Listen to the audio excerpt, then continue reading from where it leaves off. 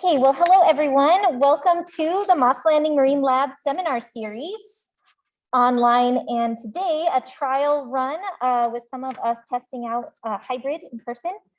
I'm Amanda Kahn, and on behalf of the Invertebrate Ecology Lab, we would like to welcome all of you and our seminar speaker.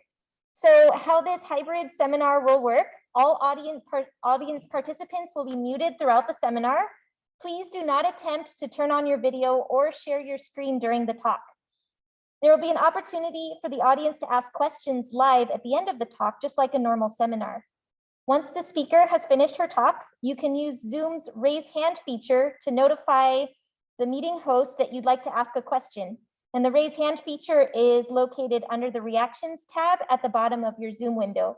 For those of you here in the room, please raise your hand and we'll have you come up to speak into the microphone right here on this computer. And you are invited to turn on your video during the questions portion of the talk. Also, please keep a little bit of time after the seminar free as well. Dr. Seto is available to stick around for maybe 10 to 15 minutes for a more informal chat or discussion following her seminar and question period. And with that, I would like to introduce our speaker. Dr. Katys Seto got her BA at Emory University, her MAS at Scripps, and then her PhD in Environmental Science, Policy, and Management at UC Berkeley. She's an assistant professor in the Environmental Studies Department at UC Santa Cruz and is also affiliated with the UCSC Institute for Marine Sciences, and she's core faculty for the Coastal Science and Policy program there. Her research lies at the intersection of political ecology, governance theory, and sustainability science, and investigates the equity, sustainability, and governance of marine and coastal ecosystems. Her current research focuses on ecology and governance of marine systems, fishery sustainability at multiple scales, seafood in local and global food systems, and issues relating to maritime security and globalization. So without further delay, I welcome Dr. Seto as she presents her research here today, Marine Science for Social Justice. Welcome, Dr. Seto. Thanks very much, and thanks for that really great introduction. You've left pretty much nothing for me to cover, so that's great. No, thanks everybody for the invitation. I wish that I could be in Moss Landing with you. It's such a beautiful place, but a little bit longer, I guess we'll do some remote seminars. But yeah, I wanted to begin this talk by introducing myself a little bit and situating kind of this work within my larger background and perspective. So as was just said, I'm an interdisciplinary environmental studies scholar. I pull mostly from political science and ecology, and specifically political ecology. I'm currently an assistant professor in the environmental studies department at UC Santa Cruz. And I spend most of my time thinking about who does or doesn't have access to marine resources, why that is, whether it's equitable and just, and how it could be improved. So before we get too far into this talk on marine science and social justice, I wanted to just touch base about terms. So there are a lot of ways of thinking about social justice. I've pulled out the Oxford American Dictionary definition just for kind of basics, which calls it justice in terms of the distribution of wealth, opportunities, and privileges within a society. So specifically, I like to think of the distributional justice issues of marine resources. So that's kind of where we're starting from in ground zero with the social justice. I assume most folks in the room have a sense of what they think marine science is, but I do want to mention that when I think of marine science, I think of both social science and biophysical science. So both kind of fields of science, not just the sort of species ecosystem sciences, but also the broader social sciences of economics and political science and things like that. So I love this cartoon by Bob Mankoff, who is a New York Times cartoonist. And for those who have trouble seeing it or are have trouble seeing, it's a cartoon, and the little fish in front says, "There is no justice in the world." And then the bigger fish that's kind of about to eat it says there is some justice in the world. And then the biggest fish that looks like it's about to eat both of the other two says the world is just. And obviously I love this cartoon because of the fish, but also because I think it really well articulates this issue of perspective and the actors within questions of distributional justice. So on the one hand, we can kind of think of and envision these different, who these different actors might be. So maybe it's developed countries, middle income countries, and then least developed countries. Maybe we can envision them as industrial fishers, semi-industrial fishers, and small-scale fishers. There's lots of different ways to think about it depending on the system and kind of what your questions are. But on the other hand, we can also see how the perspective on justice and what is just varies between actors based not just on their personalities, but also really on their kind of positionalities, right? It's not just an issue of, you know, the way someone thinks or the values they've been brought up with. It's also really, really an artifact of how certain actors are positioned within a certain space or around a certain resource issue. So in this talk, I'm going to share just a few research projects that I'm currently working on, or I've currently recently completed, and how I think about social justice in marine systems in kind of different ways. So I'm going to talk about tuna rights in the Pacific. I'll talk about fisheries and food systems in the country of Kiribati. I'll talk a little bit about small scale and industrial fisheries conflict. And then I'll talk about some of the kind of future directions and emerging projects that we're starting to get started.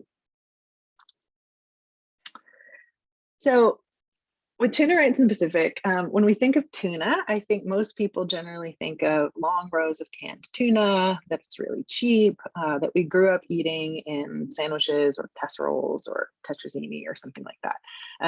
It's cheap, it's relatively good for you, it's shelf stable. It's kind of a staple in most pantries in the States. What you may not know is that the majority of tuna in the world comes from the Pacific Ocean, and that the majority of tuna in the Pacific is caught in the waters of small island developing states, or SIDS. These states are deeply and profoundly dependent on tuna and the money that's gained from licensing vessels to fish for tuna in their waters. So in some cases, this can represent up to 84% of total government revenue. So this was a piece that just came out in, I think I want to say July. And you can see in small island developing states like Tokelau, 84% of government revenue comes from access fees for tuna fishing.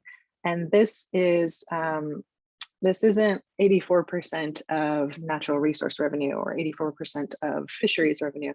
This is the entire revenue of the government of Tokelau. Similar trends in Kiribati at around 70%, Tuvalu around 54%. So really a substantial contribution to the sort of national revenue base. So the problem with this is that with climate change, these fish are expected to move. And rather than shift poleward, like many species, these fish are expected to move east, out of the waters of these small island developing states and into the Eastern Pacific Ocean, which is kind of a different management body entirely. And I'm happy to kind of talk about the differences between the Western and Central Pacific and the Eastern Pacific, if folks have questions about that. But what we're looking at in this figure is we have biomass on the top and sort of projected catch on the bottom. And we're looking at the bars of 3 different tropical tuna species that are critical to the economies of small island developing states. So skipjack, yellowfin, and big eye tuna are kind of those bars.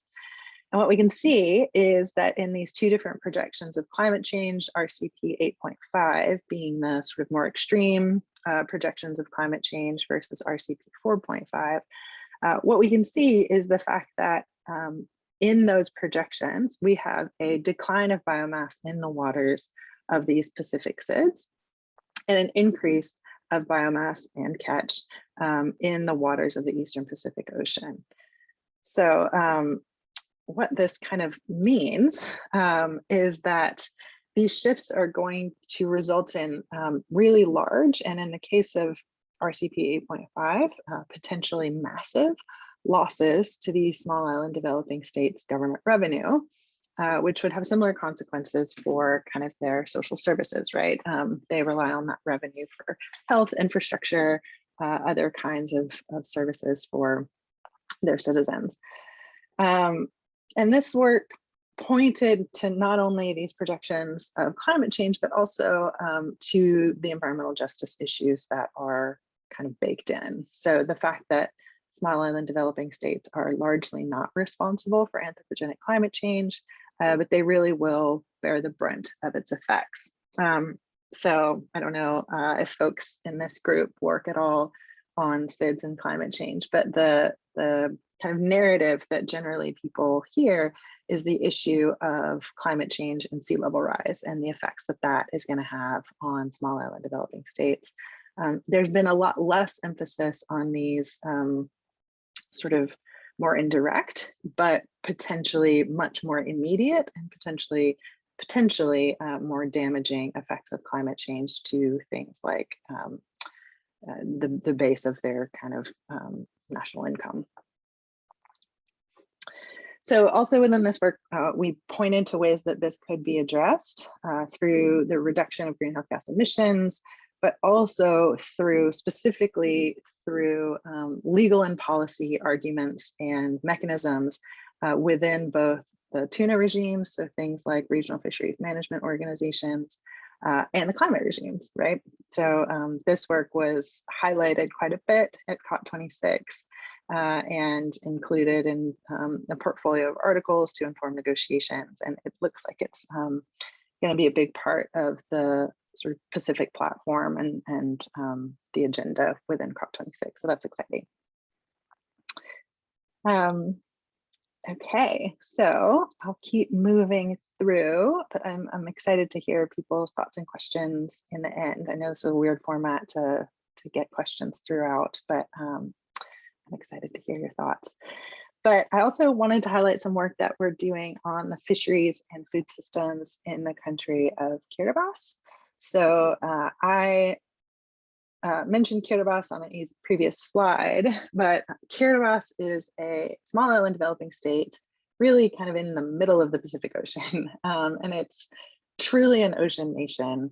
It has a really small land area based on island atolls, but a huge exclusive economic zone.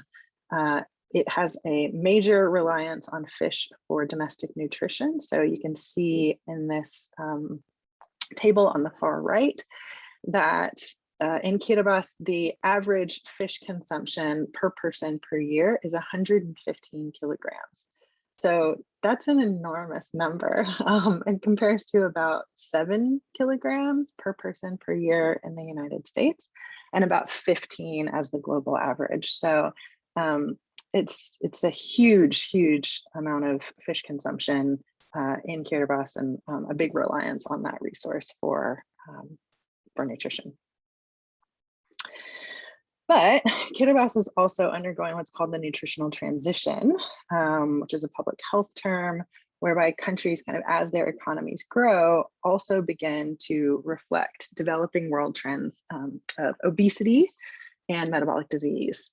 So while the percent of population underweight decreases with development, you can see that in blue, the percent with obesity and metabolic disease increases with development status. And economies that are kind of in transition oftentimes reflect both of these trends simultaneously.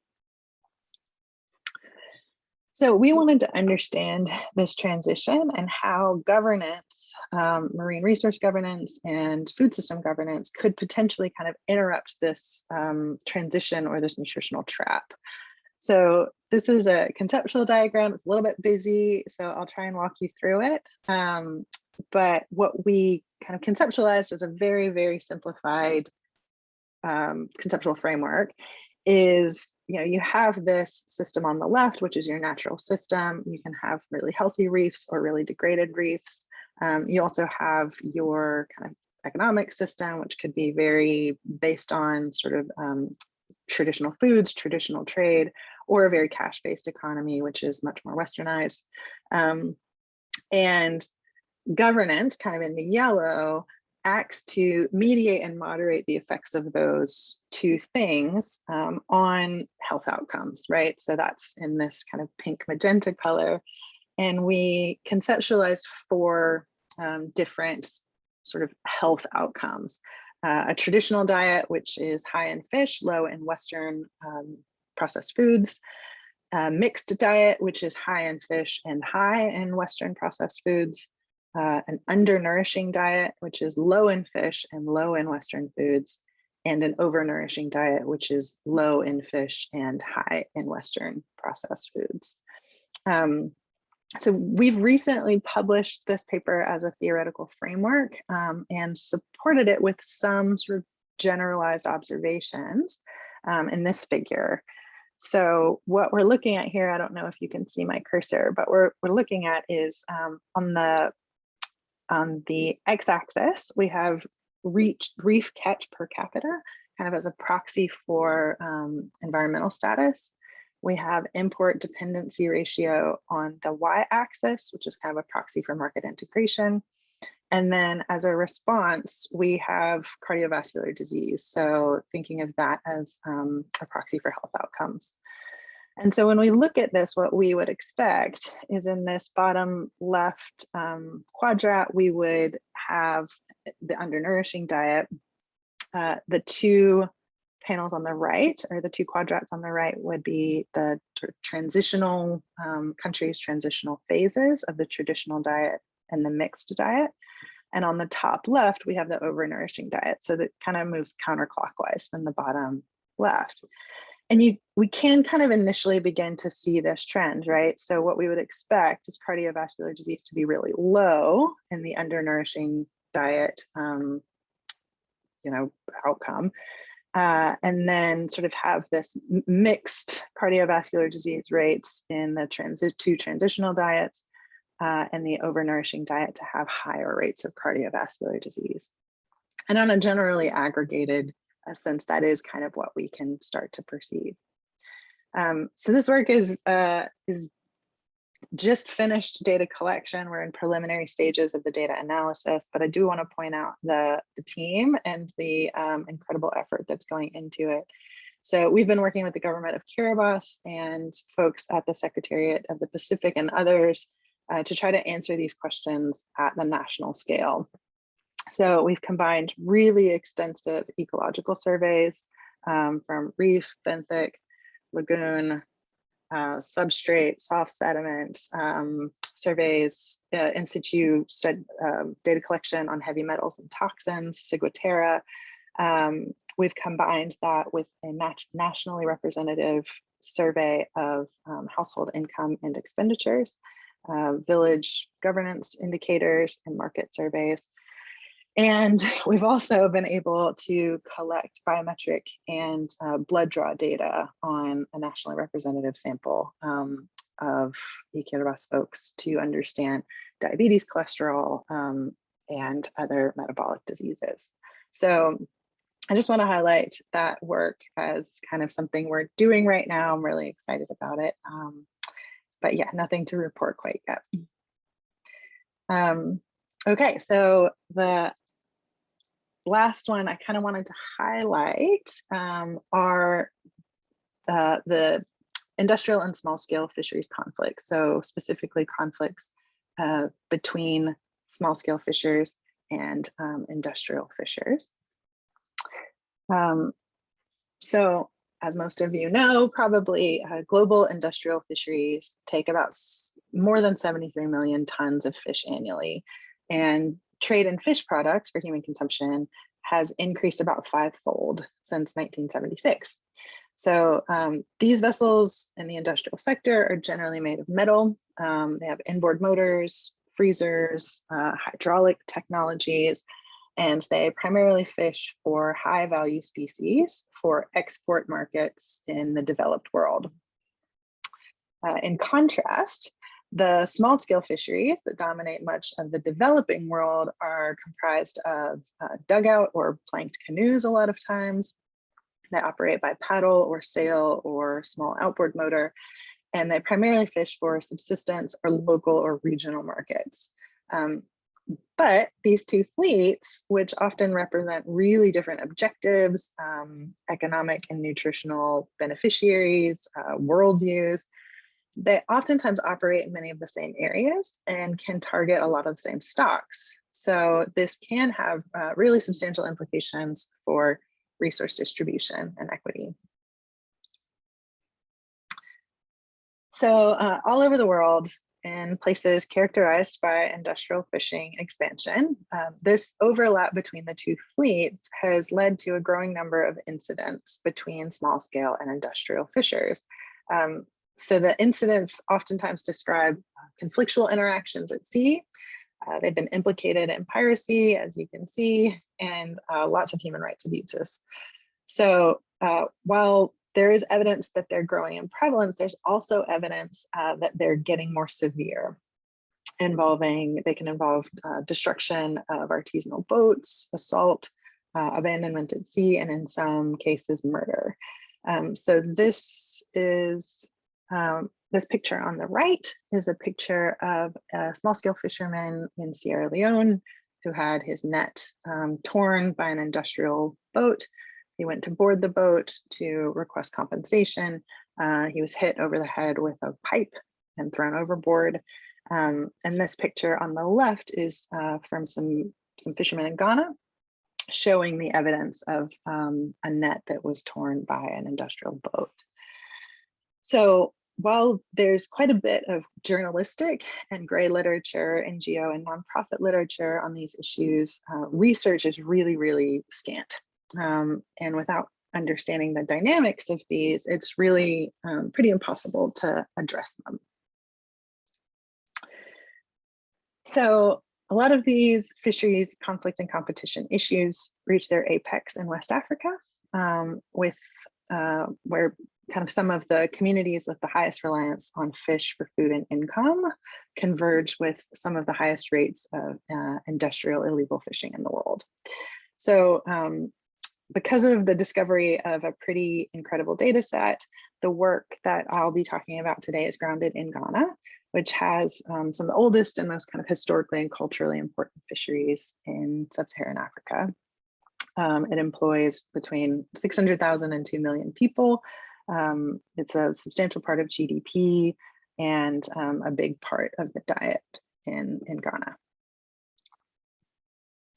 So we used narrative information from reports of conflicts at sea to create a spatial model of historical incident locations. So these locations weren't geolocated, but what we did was we took 380 incidents that had an indicator for both depth and the associated village waters in which the incident occurred. And we created a set of possible points for each incident. So additionally, we weighted each of these points for kind of degree of belief in incident occurrence. So if there were 10 possible points produced, we weighted them equally.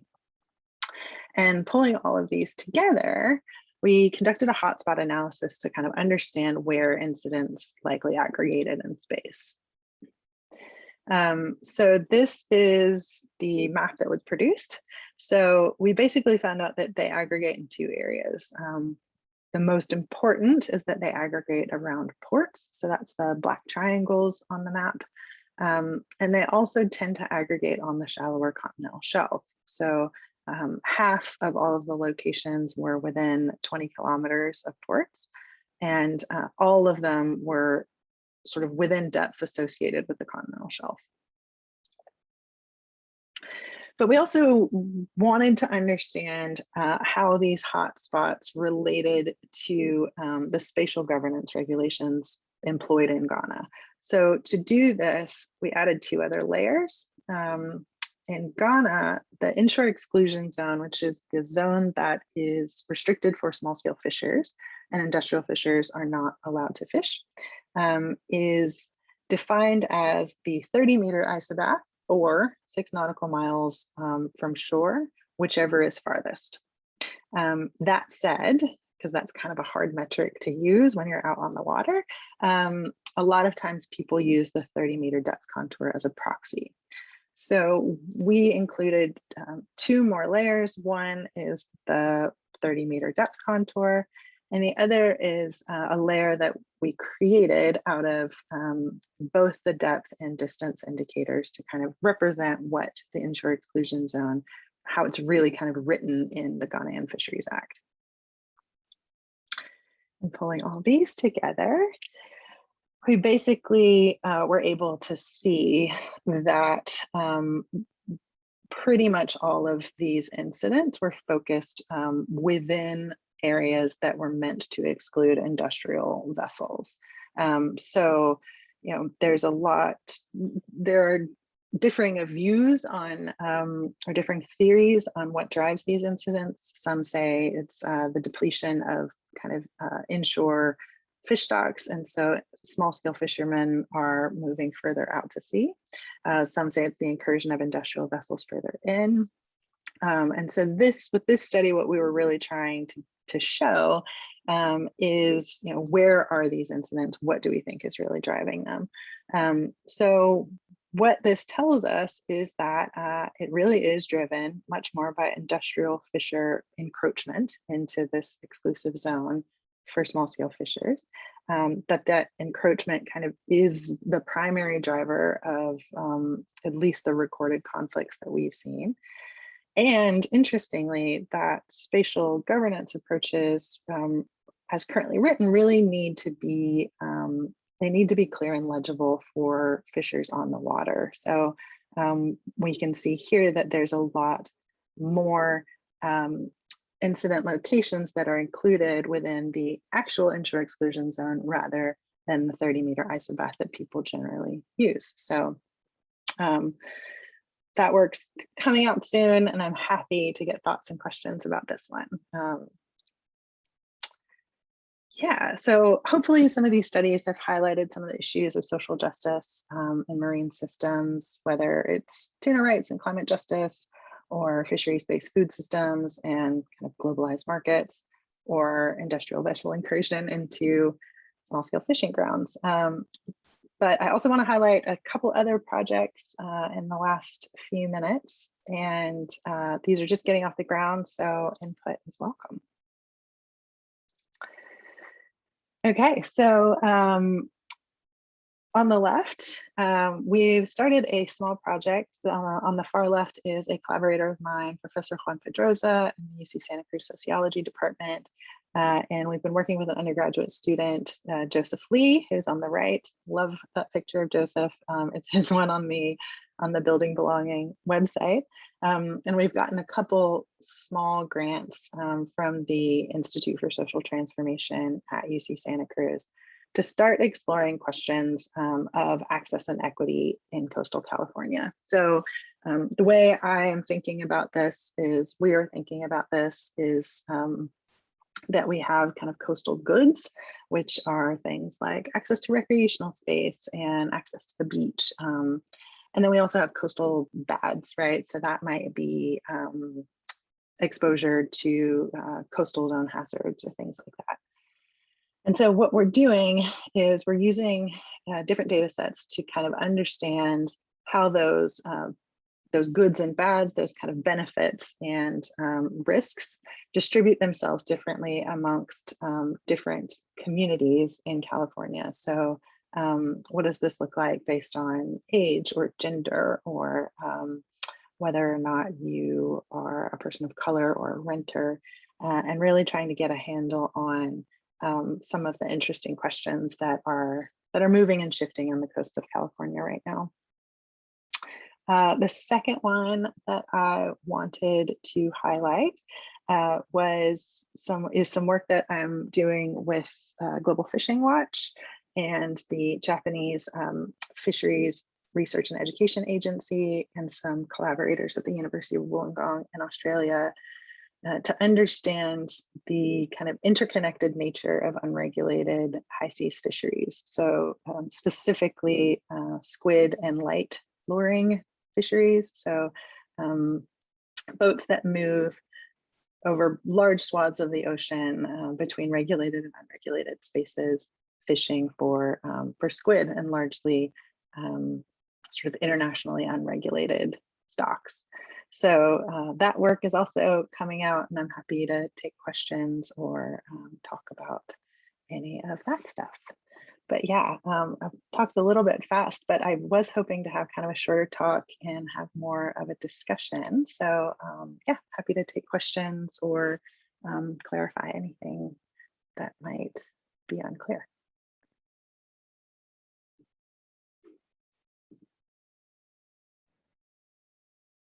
Thank you so much, Katy. That was really, really interesting. Yeah, I'm happy to field the questions and kind of manage that up here so we can watch. Again, remember, if you are live, raise your hand and you can come on up and use the microphone. And for those of you who are on Zoom, remember that you can use the raise hand feature to let the host know that you'd like to ask a question. And then that raise hand feature is just down under the reactions tab at the bottom of your Zoom window. And we do have a first question from Jackson. So Jackson, come on up. Hello. Thank you for the talk. That was really interesting. I had a question, which is that you mentioned that in West Africa, there's been these increased rates of piracy due to conflict between small scale fisheries and industrial fisheries. Do you think as climate change makes environmental issues worse, and like the tuna, we see fish populations move and more of these conflicts happen, do you think rates of piracy will increase worldwide? Yeah, that's a great question. So that's a hard one, and there's a few different things that I'll say about that. Depending on who you ask and where you're asking, there is differing amounts of evidence for the connection between small scale industrial conflicts and actual piracy. There are a lot of people who would strongly assert that that is kind of the origin of Somali piracy. Of course, it's quite different now, and it's sort of dominated by transnational actors at this point, but that is one of the dominant narratives around piracy in specifically off the coast of East Africa and the Western Indian Ocean. In West Africa, so in kind of the Gulf of Guinea area, it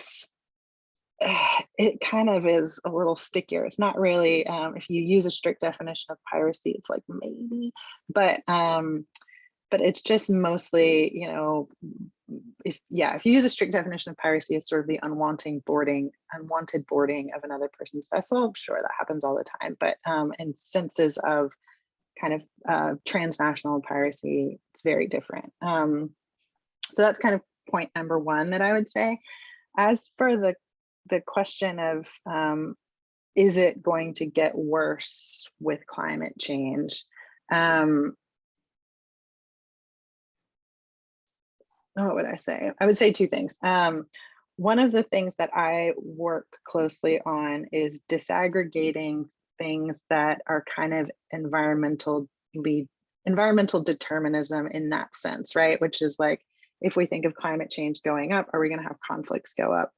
Most of what my work does is says, okay, people don't just respond to environmental factors, right? A lot of times they respond to environmental factors as mediated through institutional factors. So, you know, if they have secure fishing rights, that can get around some of the things that deal, you know, that can get around a lot of issues with climate change and what might happen to their fish stocks if they're well managed or they have secure rights or something like that.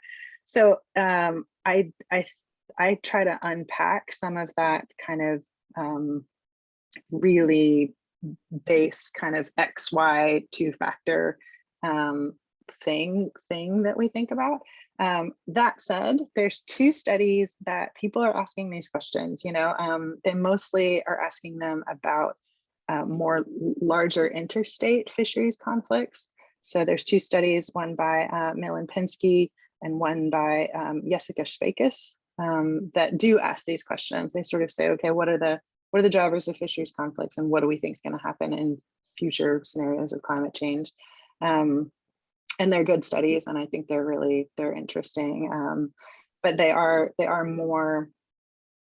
looking at larger conflicts with larger, more kind of geopolitical drivers. I hope that answers your question. Yeah, if I can just kind of make sure I understood. Yeah, sorry. You're saying it's less about more like increased climate change because of piracy, and more of climate change can make it worse, but it really depends more about the governmental response to climate change that will determine what that means for increased rates of things like piracy. 100%. Yeah, I think it, because I work heavily on governance, my perspective usually says that yes, it depends on governance and institutions responses, not only to climate change, but also to the needs and rights of resource users, right? So, there's a host of research out there that kind of takes climate change and degree warming per year on one axis and some sort of social variable on the other axis. Maybe it's war, maybe it's domestic violence, maybe it's kind of fisheries conflict. And a lot of times you can get a correlation there. But I think a lot of times what those studies do is they downplay the importance of what the mechanism is, right? Like if you can put things in place to ensure that small scale fishers have exclusive rights that are enforceable and that they can still fish their fish stocks, then if the fish stocks move, maybe you can have a management structure that moves with it, some dynamic ocean management or something like that. But yeah, in general, I think that it comes down to kind of rules and institutions rather than how many degrees of warming per year. But it definitely can complicate things for sure.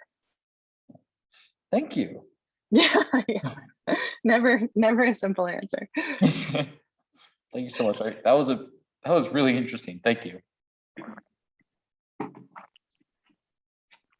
All right. Hello. Hi. I have a question as well. Sorry, we're doing a little bit of screenplay, but I think you can see me here. Yeah. So I have a question as well. It was also related to the Ghana fishing conflict between the local fishermen and the industrial fishers, which is that the government made an inland exclusionary zone. And so where do you think that the issue then lies? Because the government cares and is trying to deal with that. Is it enforcement? Is it, I guess, where are these industrial fishers coming from? How does that work? Yeah, that's a great question. Wow, so much to say there. Yeah, so in that paper, one of the things that we talk about is designing the spatial management to better match the system, right? So right now, the way that the inshore exclusion zone is defined in Ghana is like kind of complicated, right? It's this, it uses two different metrics and it kind of combines them, and nobody quite knows when you're on the water which zone you're in. And so we make a recommendation that the inshore exclusion zone should be based on a depth metric, because distance from shore is really impossible for small scale fishers to kind of estimate. Even for industrial fishers, it can be challenging.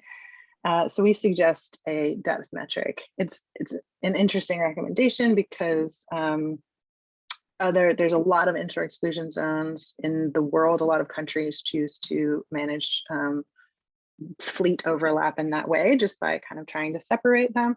And most of them are not based on depth. Most of them are based on some sort of distance from shore metric, which can be quite challenging. So that's one of the recommendations that we have, is like make this zone easier to enforce.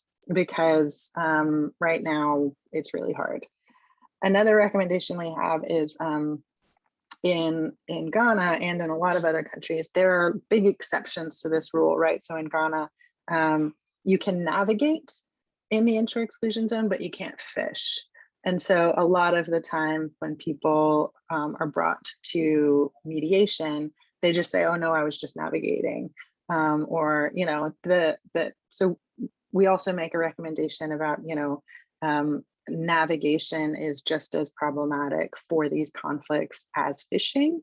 And so we strongly suggest that you make this zone exclusive for navigation as well. So yeah, I mean, there's a few kind of technical little policy tweaks that can help with this kind of monitoring, control, and surveillance. But also, I think it also, it comes down to clarifying the right, which is like if industrial boats can be in there in certain seasons, or if they can be in there for certain catch, you know, to target certain stocks, or if they can be in there for navigation.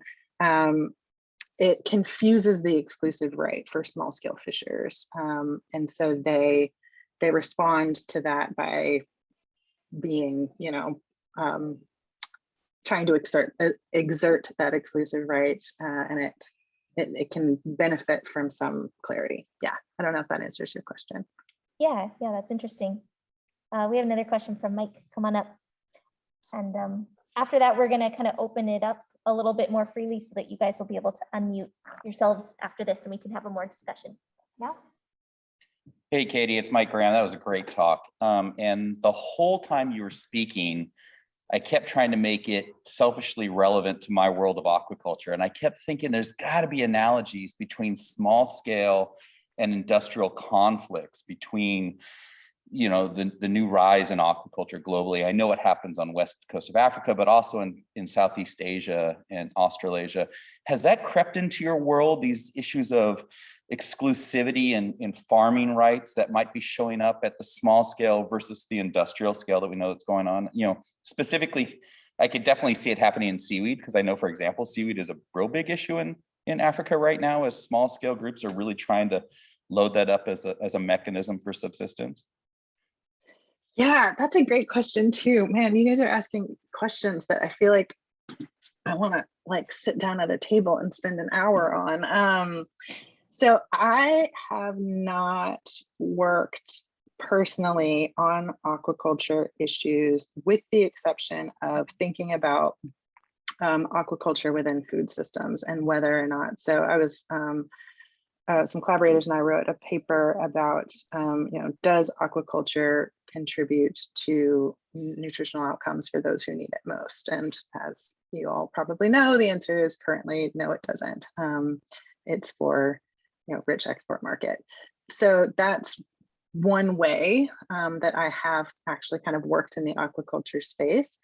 The things that, if I'm understanding you correctly, you're asking about are much more kind of about like user conflict and the spaces that have been or will be utilized for aquaculture.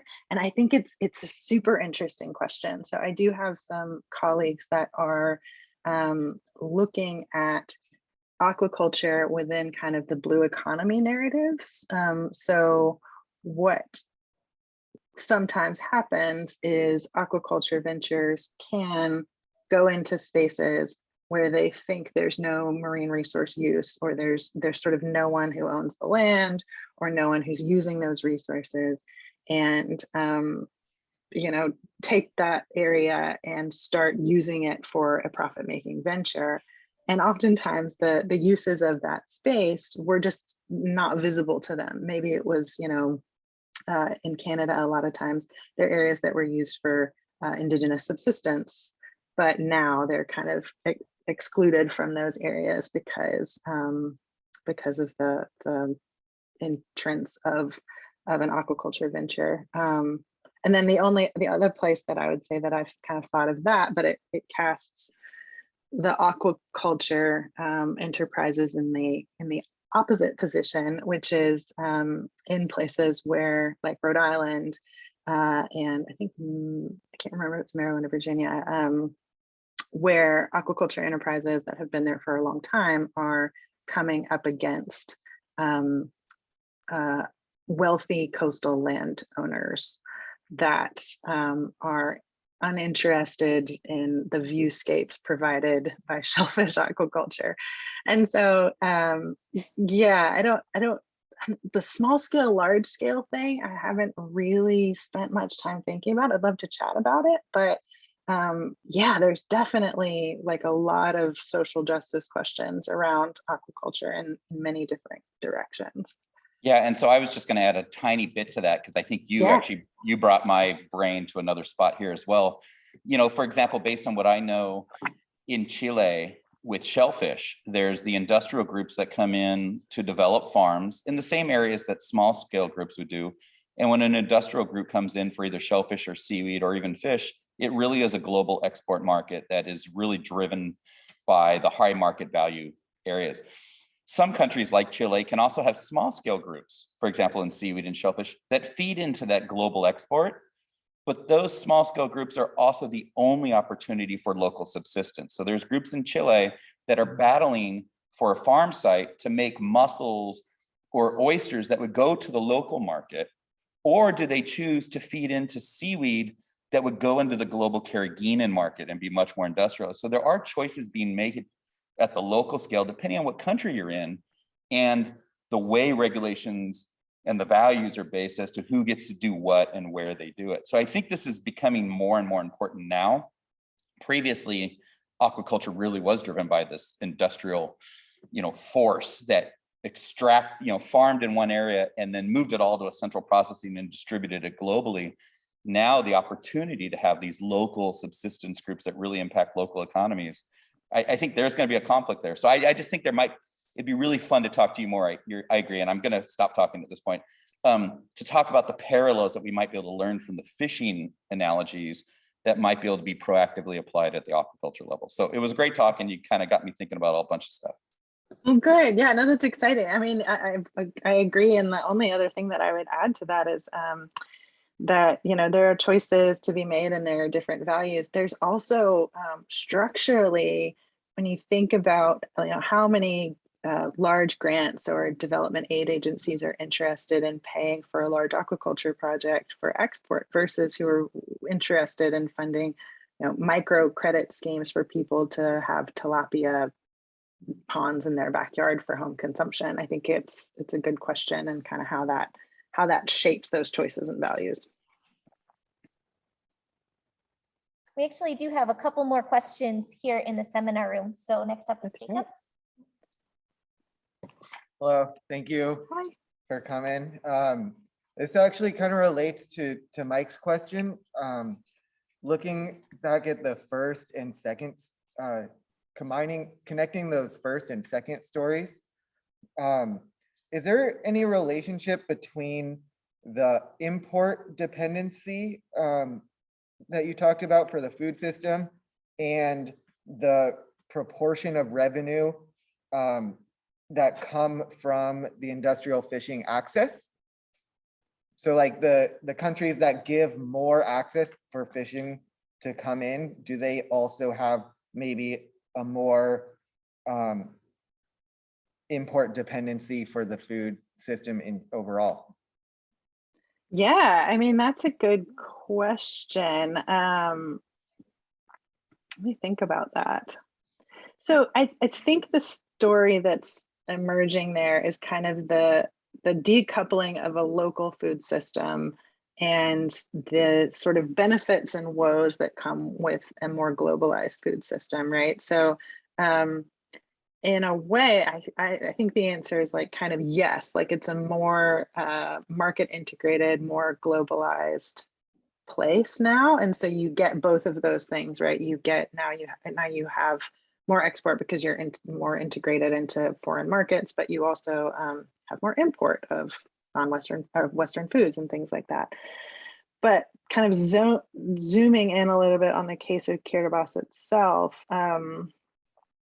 or in the case of a lot of small island developing states, the revenue is based on access fees, right? So these are fees that are paid to the country for the right to fish in that EEZ. For some countries, those boats never come to the country, right? They fish in the waters, but they never, yeah, because so there's no port, there's no landing facilities. Then Kiribati there are, but not Tuvalu and Tokelau. And so in a way, it's they're kind of decoupled, where it's like what comes into the country and lands as far as the food system is kind of unrelated to how much people want to fish in your water and how much they're willing to pay you for that. Does that answer your question? Yeah, I wouldn't necessarily assume a relationship because, like you said, they're not directly contributing to each other. But I was just wondering if that's how if it's connected to the fisheries management or to the sources for the fish in that particular food system. But that, I guess, is just adjusting as the fish populations adjust as well. Yeah, I mean, so there's one thing, and I think this might be touching on a question that you're asking, but I find so interesting, and I haven't worked on it because I don't exactly know how, but I've opened it up to everyone.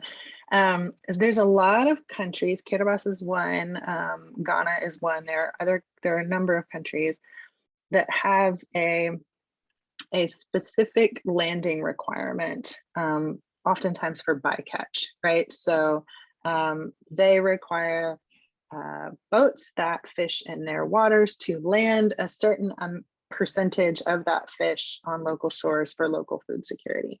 Kind of at the surface, that sounds like a really good thing, but it has these really interesting knock-on effects of, you know, when you kind of dump that bycatch or that required landed fish into the market, what it does is it decreases the value of fish caught by small scale fishers that are trying to sell them on land, right? That's one effect.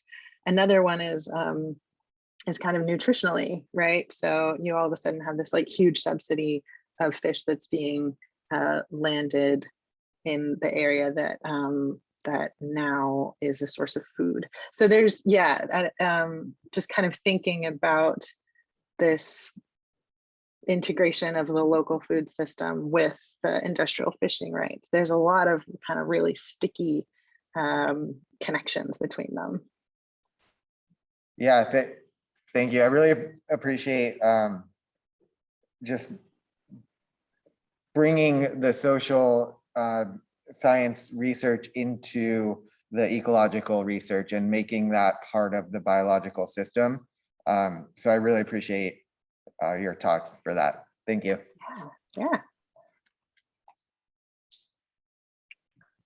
And Beck, thank you so much. We do not need to stop the conversation, but we do want to thank everybody for coming to the seminar today. So I'd like to just give Dr. Seto a quick round of applause. We're here in the room, and also now you guys should have the ability to unmute, turn on your cameras, and we can chat a little bit more freeform. And I know Karen here in the room also wanted to chat and kind of ask a question and start that up. I'll stop my screen share as well too, if that's okay. That sounds great. Yeah, now we can see each other. So Karen, you can come on up. Okay, sure. We'll turn the computer on. Hi, Katie. My name's Karen Crow. I've had some email correspondence with you. Yeah. Thank you for a great talk. I noticed in one of your slides that the majority of the tuna fisheries in the South Pacific, I assume that's because a decade or two ago, the North Pacific was largely fished out. And my question is, as the tuna start to sort of aggregate towards the Eastern Pacific, do you think there will be any release on fishing pressure on tuna? Or will any of those island nations shift and tuna will become more expensive? Or will just the big players like Australia, Japan, and the United States take over those fishing and tuna will continue to decline? Yeah, great questions. Okay, so let me see. What happens with tuna in the Pacific is you have two regional fisheries management organizations, right? And you have the Western and Central Pacific Fisheries Commission, which is in the West and Central Pacific. And you have, I always get this wrong, IATTC. I always get ICAT and IATTC mixed up, even though I've been working on this for years. So the Inter-American Tropical Tuna Commission in the East. So there's two tuna RFMOs that are in the Pacific, and they manage tuna very differently in a lot of ways, and with varying degrees of strictness. So the main tuna that we're talking about are the tropical tuna species. So they're kind of in the real middle. They're equatorial kind of fish. There's a few other tuna species that we can talk about, but that's those kind of weren't in those figures. What the concern is that some of the strictest tuna management on the planet, if not the strictest tuna management, is conducted by a consortium of those small island developing states. So it's the parties to the Nauru Agreement, or the PNA. The concern is that if tuna move out of PNA waters and they go into specifically the high seas or into the waters under IATTC, that the management is not as strict in the high seas or in IATTC as it is in those PNA countries' waters. And so the concern is that if all of the fish move into the high seas, then you can go get them. You know, you don't have to get an access agreement with Tokelau or Kiribati anymore. You can kind of go get them if it's within the management structure of those two RFMOs. And so currently there's no sense that those fish moving is going to be good for fish stocks. It's much more an issue of them moving out of more restrictive management areas into less restrictive, and that being kind of the hard part. Well, super interesting. This is probably way too broad of a question, but what's the future of tuna? Are they going to be gone in 2050, like several people have alluded to? No, they're not. I mean, tuna are not on the endangered species list. Some are doing a lot worse than others. I can't remember if it's Atlantic bluefin tuna or southern bluefin tuna that are kind of at the bottom of the barrel right now. But yeah, I mean, in the Pacific, tropical tuna are doing all right. They're doing all right. Other places, Indian Ocean, a little bit harder. But yeah, 2050, I don't think is going to be our deadline for extinction. So would you use the word sustainable for the, let's say, the strict management program that you outlined? I would punt on that question. Sorry, I didn't mean to press. Yeah, so there's some folks that work on this stuff that I think are really, really good at just kind of not only looking at MSY, but disaggregating MSY and really saying what's going on with the species. The WCPFC has some really, really kind of killer science behind it. I think it might be kind of exemplary of the other tuna RFMOs. And there's so much uncertainty in it. I would hesitate to call it sustainable because it changes every few years. But yeah, they're doing different stocks in different places. Very, very different. Okay, thank you so much. That was really interesting. Doesn't that sustainability question come down more to like the distribution and the access to tuna than the population itself? Like the population may be doing fine across the equator in the Pacific, but who's getting that tuna might not be sustainable. So Jacob is asking, does sustainability come down to sort of the fishermen who are actually taking the fish and what they do with it? Or is it the distribution and the access? Distribution and access versus the, sort of life history of the stocks and the health of the fishery? So Do you want to come up and This is- interact? Yeah, just in case could you hear what he said? yeah, kind of. It cut in and out, but I think so. So I'll be in stop the me room. if- I'm just going to step out of the way here. Thank you. yeah, stop me if this is kind of not responding to your question, but it's a great question. So in my experience, when people talk about sustainability, they're talking about how much you take out versus how much is being put in, right? It's this idea of kind of like, how big is the pie? It's the idea of like, are you eating the pie in such a way that next year the pie is going to be the same size? What is often ignored in questions of sustainability is questions of who gets the pieces of the pie. And I think a lot of times, specifically fishery scientists or biophysical scientists are less interested, anyone who kind of believes in the concept of economic efficiency, like you're not really that concerned about who gets the pieces of the pie. You're concerned about the most efficient eating of the pie, so to speak. What a lot of people, so what Ostrom talks about, and some other people that are kind of interested in common pool resource questions and things like that, is like, no, actually, who is eating the pieces of the pie, who has a right to the pie, is intrinsically linked to how people, how much pie is eaten, right? If you are trying to maximize profit, if you are an industrial vessel that can move around and maximize profit, you're going to always want more pie, right? Versus like if you are a local fisher or an indigenous resource user or something like that, the nature of your piece of the pie is different. It's different, and it has big implications for how much pie you're going to want to eat. And so to me, I think most of the dialogues around sustainability ignore questions of allocation, ignore questions of values and who gets what, because they're like, that's too sticky, that's not up to us. We're telling you this is what MSY is and what you can fish. Other scholars, myself included, say, no, you can't separate them. You have to think about who is doing it and how much at the same time. And how the fishing is being done. Yeah, and how the fishing is being done, right? Like, do you want 100 small scale fishers with pole and line, or do you want one industrial trawler? Because that's going to be, let's call that the same amount of fish.